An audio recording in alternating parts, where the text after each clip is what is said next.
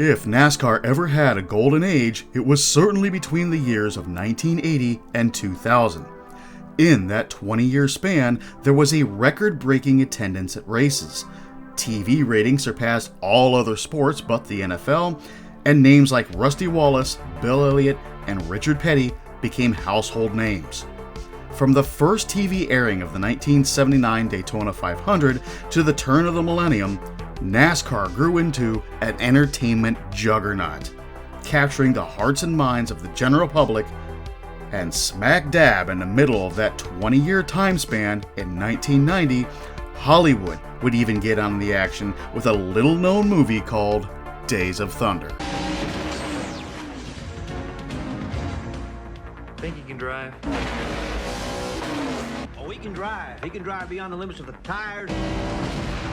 What that movie provides is award-winning sound, beautiful race cinematography, and an all-star cast including Robert Duvall, Tom Cruise, Nicole Kidman, Michael Rooker, and more. Set amongst the backdrop of the greatest era in NASCAR, it tells the story of the pairing of a hot young rookie driver Cole Trickle and veteran crew chief Harry Hogg and their path to winning the Daytona 500. This movie is an absolute cult classic amongst old school NASCAR fans and remains in my top 10 movie list to this day. So, let's take a look at 10 things you didn't know about Days of Thunder. And spoiler alert, there's a lot more than 10 things here. So make sure you watch to the end. Let's count them down. Rick Hendrick and Tom Cruise. These two were arguably the most responsible for the movie's inception and execution. Rick Hendrick is one of the most prolific car owners NASCAR has ever seen, whose stable of drivers have included Jeff Gordon, Jimmy Johnson, and Dale Earnhardt Jr. Rick Hendrick and Paul Newman were longtime race buddies, and it's through Paul Newman that Hendrick and Cruise met. After sharing seat time in a race car, Cruise accompanied Newman and Hendrick to dinner. It was there that he listened to some of the great stories Hendrick and Newman shared, and Tom Cruise thought it would go great in a movie. Cruise then went and shared his thoughts with producer Jerry Bruckheimer and proposed the movie. Once filming started, it was Hendrick's race shop that provided all the cars for the movie. Since Hendrick had such a close relationship with GM, he also brought in all the heavy Chevy involvement. Good guys or bad guys, they all drove the new for 1990 Chevrolet Lumina. In the car rental scene, Cole drove the Lumina. Tim Dalen drove a 1990 Chevy Caprice, and Cruise's rental car for the scene with Kidman was an all-new 91 Chevy Caprice. Now, this has been questioned, and one might ask, how did a 1991 car end up in a 1990 movie? But it was practice then that the rental car companies would receive the cars up to a year early, as most of the 87 model year Corsicas and Berettas were entirely rental fleet vehicles. Ha! Wriggled in a Beretta reference again. Number 9. Dale Earnhardt as Rowdy Burns? Michael Rooker's portrayal of a hard-ass veteran driver is fantastic, and it's a role that he cherishes. However, it was almost a very different movie if Paramount Studios had gotten their first choice of who to play the part, which weirdly enough was originally offered to Dale Earnhardt. If that wasn't weird enough, the reason he turned the role down was because that he didn't want to be the bad guy in a movie. That's right, the Man in Black didn't want to be a villain. It's almost like he didn't want to be intimidating or anything. Now, whether or not he would have played himself or Rowdy Burns is unclear, though if I had to guess, it would have been himself, as the name Rowdy Burns sounds like a last-minute change to the character itself. So Rowdy ended up being simply based off of Dale Earnhardt. Even Michael Rooker admitted this to me when I met him at a Comic-Con.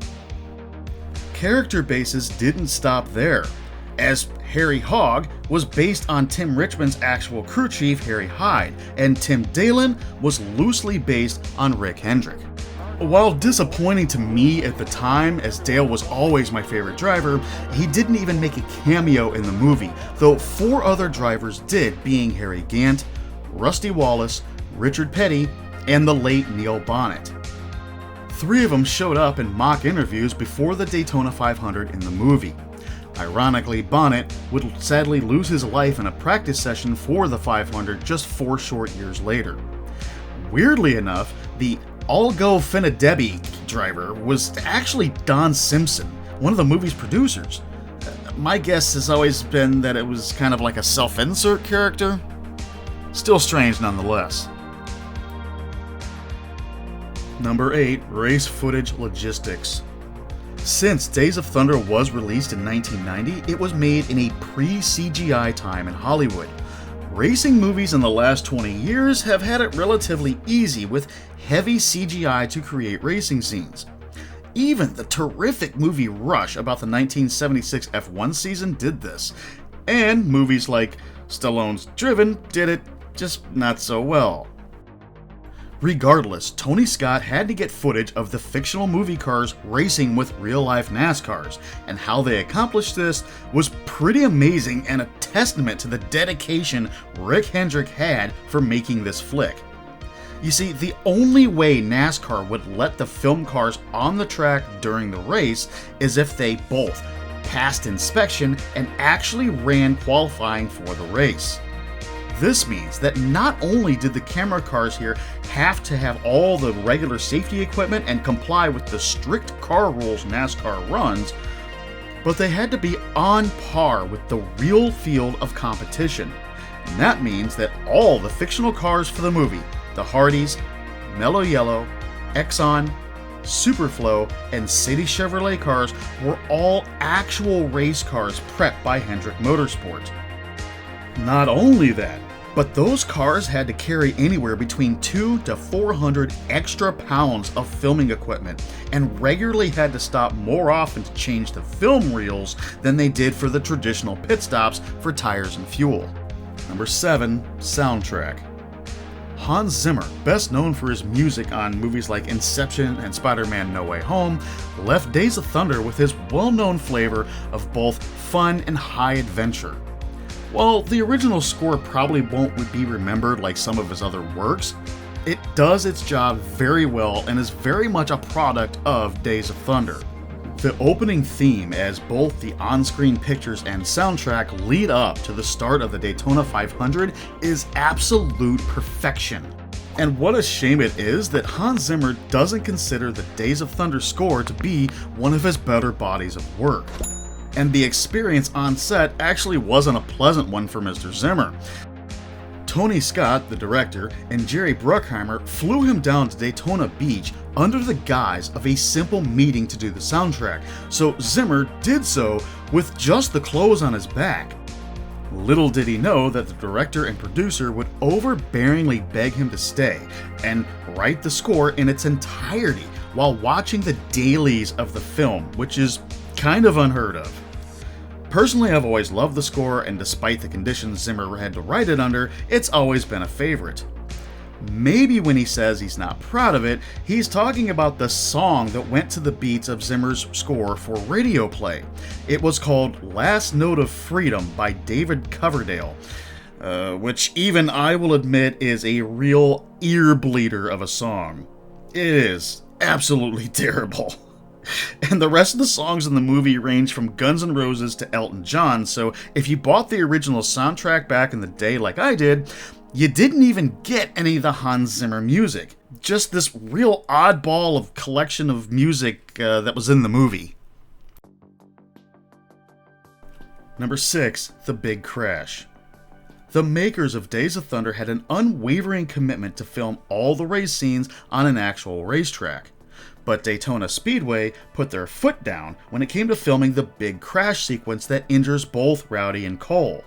They wanted Cole's car to flip end for end upon impact of Rowdy's, so an explosive canister was placed underneath of it and set to go off upon impact. Between the explosive charge and the car tumbling end for end down the racetrack, it was deemed too dangerous for Daytona Speedway's racing surface. So, for the only time in the movie, an old airport runway was staged to look like Daytona's backstretch, so the sequence could be filmed.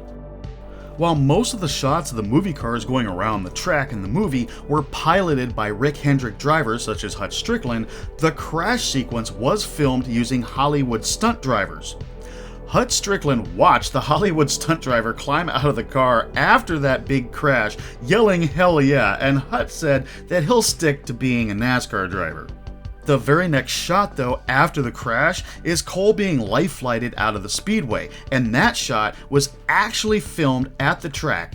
As a matter of fact, Number 5, the 1990 Daytona 500. While the movie does feature other tracks like Bristol and Darlington, Daytona was undoubtedly the film's favorite track, featuring 3 different races. The summer Daytona race where Cole gets injured, and then 2 different Daytona 500s. However, in the race footage was all filmed during the 1990 Daytona 500. The Hardys and Melloyola cars started at the back of the pack and only ran 100 miles and were not scored as actual race cars. In a stranger-than-fiction case, the 1990 Daytona 500 was arguably one of the most memorable in history, with Ken Schrader coming up through the pack with an overpowered car twice, and Dale Earnhardt hitting a piece of debris in the 3rd turn on the last lap and lose the race to Derek Cope, making it truly more dramatic than anything Days of Thunder had to offer. However, all the scenes you see with the huge crowd present was actually filmed at the 500, including the driver introductions and the helicopter scene. Scenes that weren't filmed during the 500 but still filmed at Daytona Speedway was Cole actually beating Willard to win, as the studio spent a staggering $380,000 to go back and film pickup scenes, like the finish and the victory lane race between Cole and Harry. That is why you don't see the crowd in those shots, because they weren't there. Number 4, the cars. Good car movies are as much about making the cars as big of a star as the actors that pilot them. Eleanor from Gone in 60 Seconds, Christine, the Interceptor from The Wraith, Brian Skylines from the Fast and Furious movies. These cars are as recognizable as the lead actors, and most times, these cars are saved either by the studio or by passionate individuals that pick them up secondhand and are preserved for fans of these movies. Some even put into museums to enjoy. That belongs in a museum! This really wasn't the case though for the Days of Thunder race cars, as they were all real race cars owned by Rick Hendrick. All of these cars had actual racing careers before and after the movie, in a number of series like Winston Cup, Busch Series, etc., etc. Many were cobbled together for the film and just totaled out for a lot of the scenes. Rick Hendrick himself is probably the only person who knows exactly how many cars were used, but the number is rumored to be between 40 and 60 different race cars, all either totaled or rebodied later to be someone else's car. While it is possible that a few of these chassis are still around today with different paint and bodywork on them, I've only ever seen 3 that might still exist. Number 1 being completely certified and owned by Rick Hendrick himself, the 46 City Chevrolet car that Tom Cruise actually piloted for the non-race on-track scenes. The second sits in a museum in Volo, Illinois, though the validity of this has been highly questioned. Third is just kind of showing up in a few YouTube shorts showing another 51 car in the back of someone's shop somewhere, but is never really looked over for actual evidence that it's the real car from the film. With no identifying numbers, these cars were just lost to history. Number 3, the barn. So, in all honesty, when I first started writing this, I started the whole thing with the Days of Thunder barn, and I ended up finding out so much about it that it literally ended up with its own script. I even traveled to the barn to make a feature video on just it. I will link it in the description below, as it is an essential part of the movie, with 4 scenes supposedly being shot there. Were they filmed there or on a Hollywood backlot somewhere? I answer that and more, but you'll have to check the video out for yourself. Number 2. Tie-in products. As with any movie from the 80s or 90s, there was merchandising opportunities for Days of Thunder. Paramount paired with Tyco for most of it. There were some shirts available, as I do recall having one. There was also a Nintendo game that made no sense and was just a drag to play. Really, outside of the Tyco stuff, there wasn't much.